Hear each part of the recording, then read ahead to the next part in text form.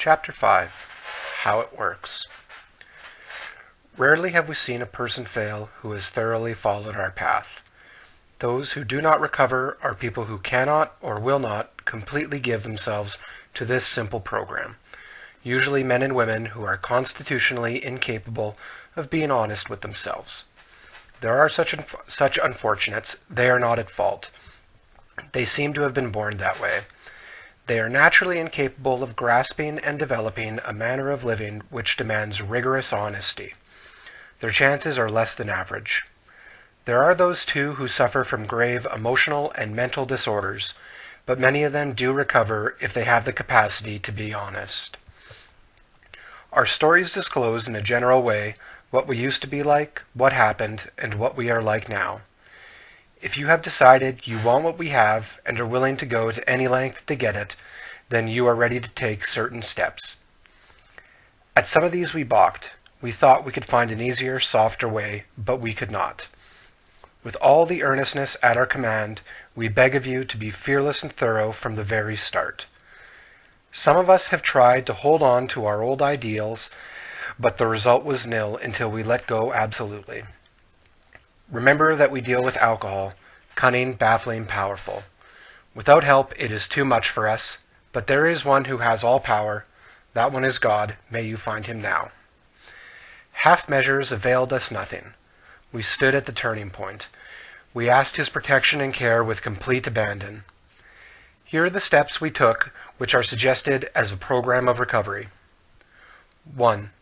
We admitted we were powerless over alcohol, that our lives had become unmanageable. 2. Came to believe that a power greater than ourselves could restore us to sanity. 3. Made a decision to turn our will and our lives over to the care of God as we understood him. 4. Made a searching and fearless moral inventory of ourselves. 5. Admitted to God, to ourselves, and to another human being the exact nature of our wrongs. 6. We're entirely ready to have God remove all these defects of character. 7. Humbly asked him to remove our shortcomings. 8. Made a list of all persons we had harmed and became willing to make amends to them all. 9. Made direct amends to such people wherever possible, except when to do so would injure them or others. 10. Continued to take personal inventory, and when we were wrong, promptly admitted it. 11. Sought through prayer and meditation to improve our conscious contact with God as we understood him, praying only for the knowledge of his will for us and the power to carry that out. 12. Having had a spiritual awakening as a result of these steps, we tried to carry this message to alcoholics and to practice these principles in all our affairs. Many of us exclaimed, "What an order! I can't go through with it." Do not be discouraged. No one among us has been able to maintain anything like perfect adherence to these principles. We are not saints. The point is that we are willing to grow along spiritual lines.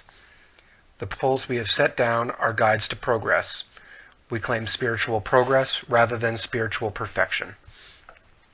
Our description of the alcoholic, the chapter to the agnostic, and our personal adventures before and after make clear 3 pertinent ideas. A.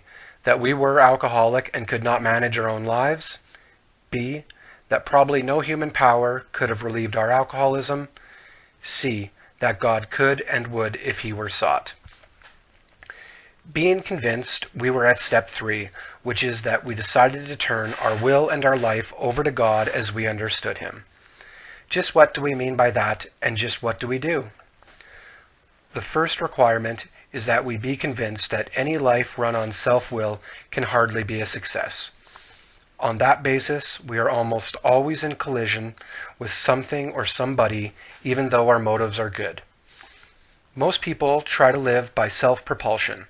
Each person is like an actor who wants to run the whole show, is forever trying to arrange the lights, the ballet, the scenery, and the rest of the players in his own way. If his arrangements would only stay put, if only people would do as he wished, the show would be great. Everybody, including himself, would be pleased. Life would be wonderful. In trying to make these arrangements, our actor may sometimes be quite virtuous. He may be kind, considerate, patient, generous, even modest and self-sacrificing. On the other hand, he may be mean, egotistical, selfish, and dishonest. But, as with most humans, he is more likely to have varied traits. What usually happens? The show doesn't come off very well. He begins to think life doesn't treat him right. He decides to exert himself more. He becomes, on the next occasion, still more demanding or gracious, as the case may be. Still the play does not suit him. Admitting he may be somewhat at fault, he is sure that other people are more to blame. He becomes angry, indignant, and self-pitying. What is this basic trouble? Is he not really a self-seeker, even when trying to be kind? Is he not a victim of the delusion that he can wrest satisfaction and happiness out of this world if he only manages well? Is it not evident to all the rest of the players that these are the things he wants? And do not his actions make each of them wish to retaliate, snatching all they can out of the show? Is he not, even in his best moments, a producer of confusion rather than harmony? Our actor is self-centered, egocentric, as people like to call it nowadays. He is like the retired businessman who lolls in the Florida sunshine in the winter, complaining of the sad state of the nation. The minister who sighs over the sins of the 20th century, politicians and reformers who are sure all would be utopia if the rest of the world would only behave. The outlaw safecracker who thinks society has wronged him, and the alcoholic who has lost all and is locked up. Whatever our protestations, are not most of us concerned with ourselves, our resentments, or our self-pity? Selfishness, self-centeredness, that we think is the root of our troubles. Driven by 100 forms of fear, self-delusion, self-seeking, and self-pity, we step on the toes of our fellows and they retaliate. Sometimes they hurt us, seemingly without provocation, but we invariably find that at some time in the past we have made decisions based on self, which later placed us in a position to be hurt. So our troubles, we think, are basically of our own making. They arise out of ourselves, and the alcoholic is an extreme example of self-will run riot, though he usually doesn't think so. Above everything, we alcoholics must be rid of this selfishness. We must, or it kills us. God makes that possible. And there often seems no way of entirely getting rid of self without his aid. Many of us had moral or philosophical convictions galore, but we could not live up to them even though we would have liked to. Neither could we reduce our self-centeredness much by wishing or trying on our own power. We had to have God's help. This is the how and why of it. First of all, we had to quit playing God. It didn't work. Next, we decided that hereafter in this drama of life, God was going to be our director. He is the principal, we his agents. He is the Father, and we are his children. Most good ideas are simple, and this concept was the keystone of the new and triumphant arch through which we passed to freedom. When we sincerely took such a position, all sorts of remarkable things followed. We had a new employer. Being all-powerful, he provided what we needed if we kept close to him and performed his work well. Established on such a footing, we became less and less interested in ourselves, our little plans and designs. More and more, we became interested in seeing what we could contribute to life. As we felt new power flow in, as we enjoyed peace of mind, as we discovered we could face life successfully, as we became conscious of his presence, we began to lose our fear of today, tomorrow, and hereafter. We were reborn. We are now at step 3. Many of us said to our Maker, as we understood him, God, I offer myself to thee, to build with me and do with me as thou wilt. Relieve me of the bondage of self, that I may better do thy will. Take away my difficulties, that victory over them may bear witness to those I would help of thy power, thy love, and thy way of life. May I do thy will always. We thought well before taking this step, making sure we were ready, that we could at last abandon ourselves utterly to him. We found it very desirable to take this spiritual step with an understanding person, such as our wife, best friend, or spiritual advisor. But it is better to meet God alone than with one who might misunderstand. The wording was, of course, quite optional so long as we expressed the idea, voicing it without reservation. This was only a beginning, though, if honestly and humbly made, an effect, sometimes a very great one, was felt at once. Next, we launched out on a course of vigorous action, the first step of which is a personal house cleaning, which many of us had never attempted.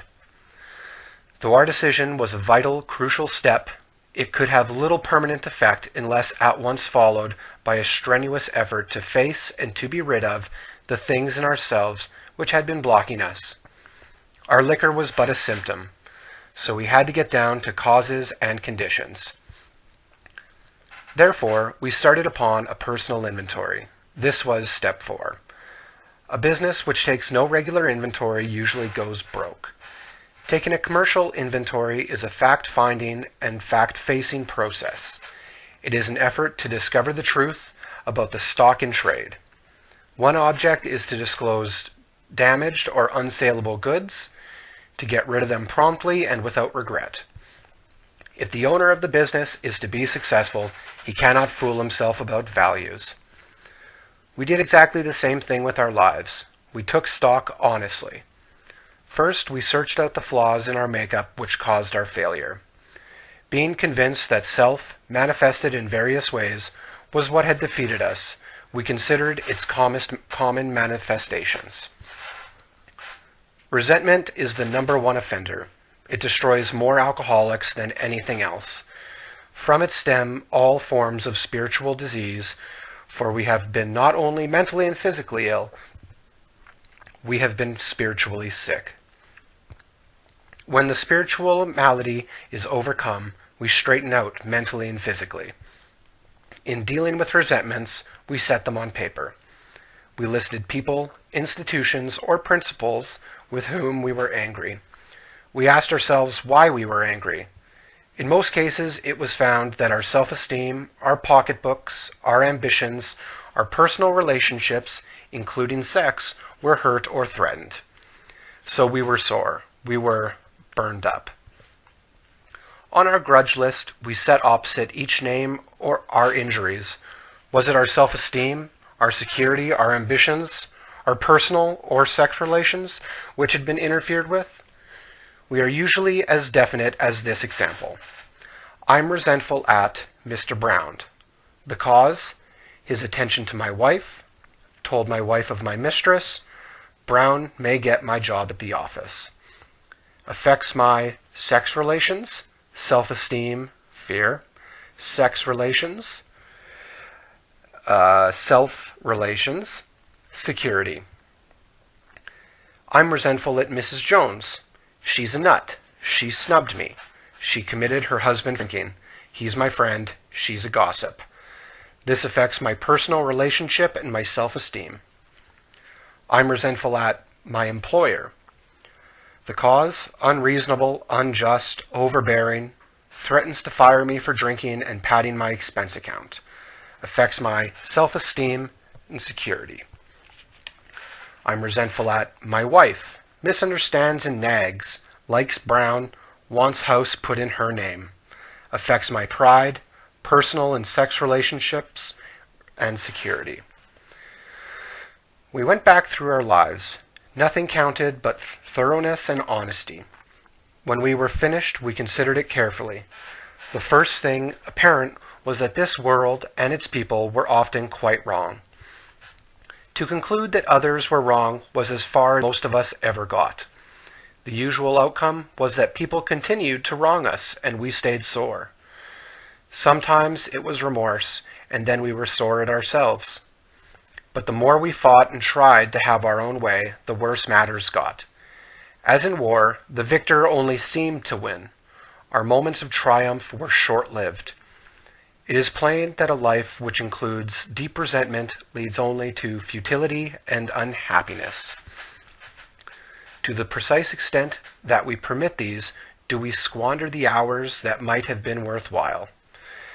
But with the alcoholic whose hope is the maintenance and growth of a spiritual experience, this business of resentment is infinitely grave.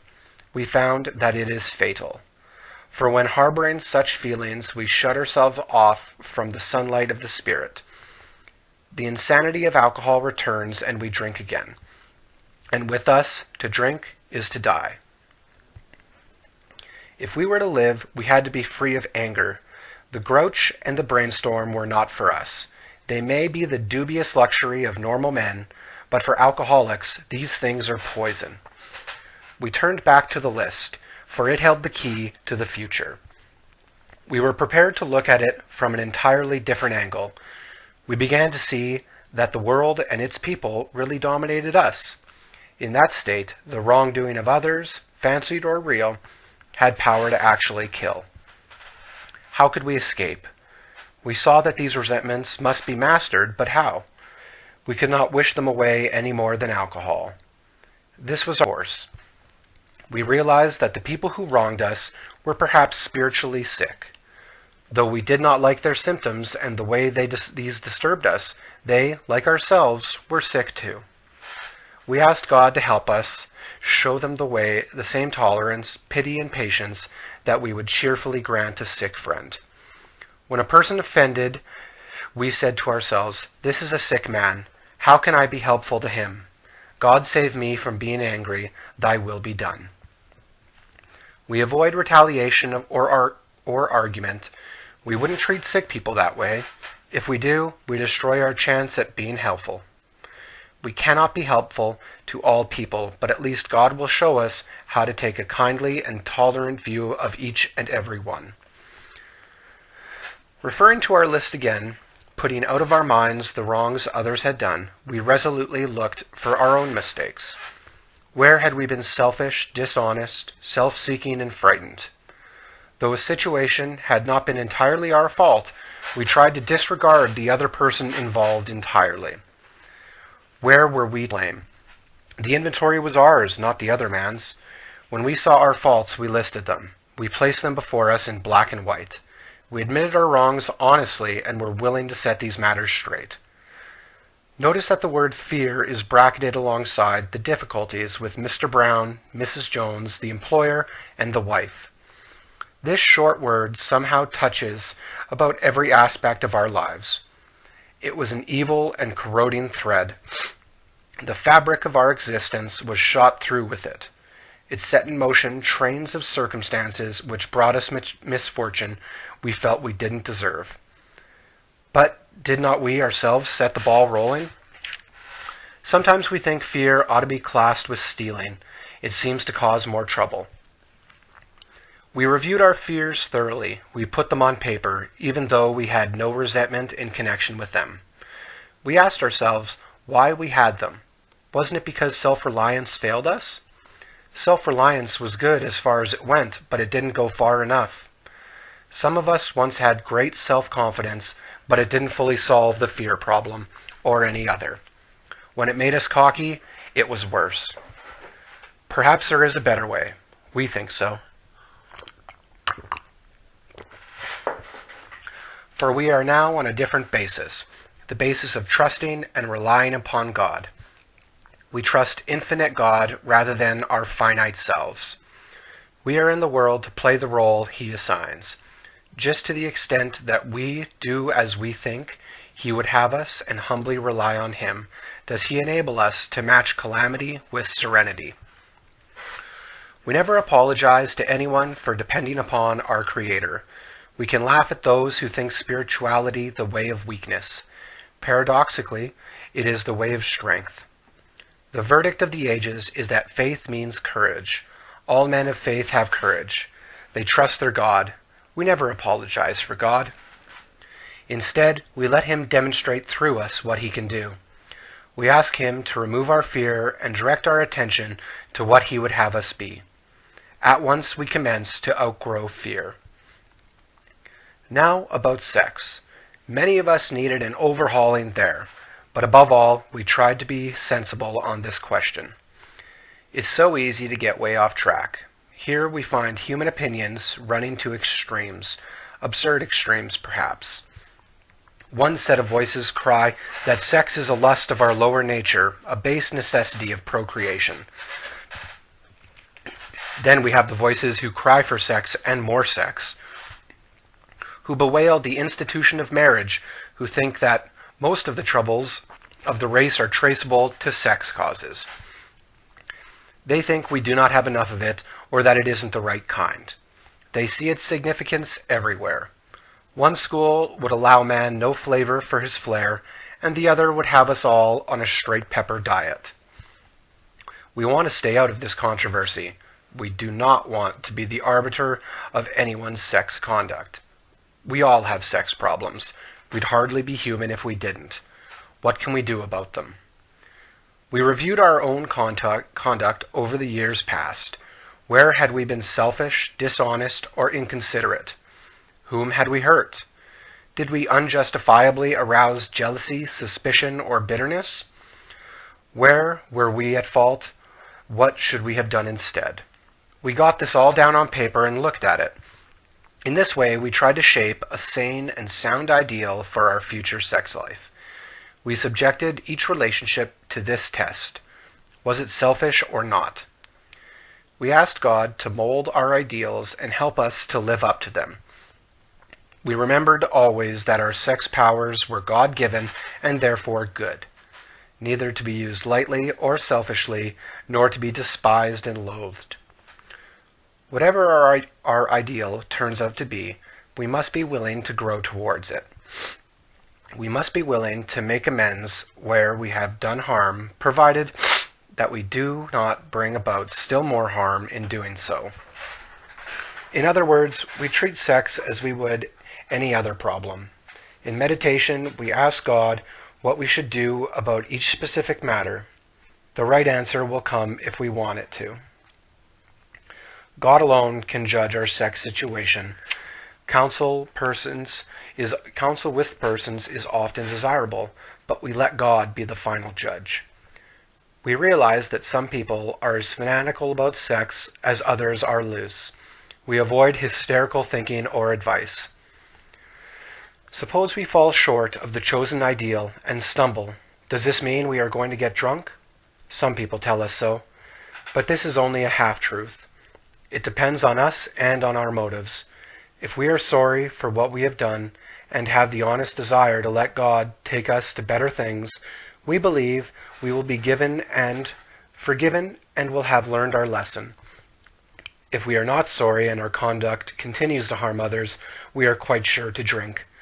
We are not theorizing. These are facts out of our experience. To sum up about sex, we earnestly pray for the right ideal, for guidance in each questionable situation, for sanity and for strength to do the right thing. If sex is very troublesome, we throw ourselves the harder into helping others. We think of their needs and work for them. This takes us out of ourselves. It quiets the imperious urge when to yield would mean heartache. If we have been thorough about our personal inventory, we have written down a lot. We have listed and analyzed our resentments. We have begun to comprehend their futility and their fatality. We have commenced to see their terrible destructiveness. We have begun to learn tolerance, patience, and goodwill toward all men, even our enemies, for we look on them as sick people. We have listed the people we have hurt by our conduct and are willing to straighten out the past if we can. In this book, you read again and again that faith did for us that we could not do for ourselves. We hope you are convinced now that God can remove whatever self-will has blocked you off from Him. If you have already made a decision and an inventory of your grosser handicaps, you have made a good beginning. That being so, you have swallowed and digested some big chunks of truth about yourself.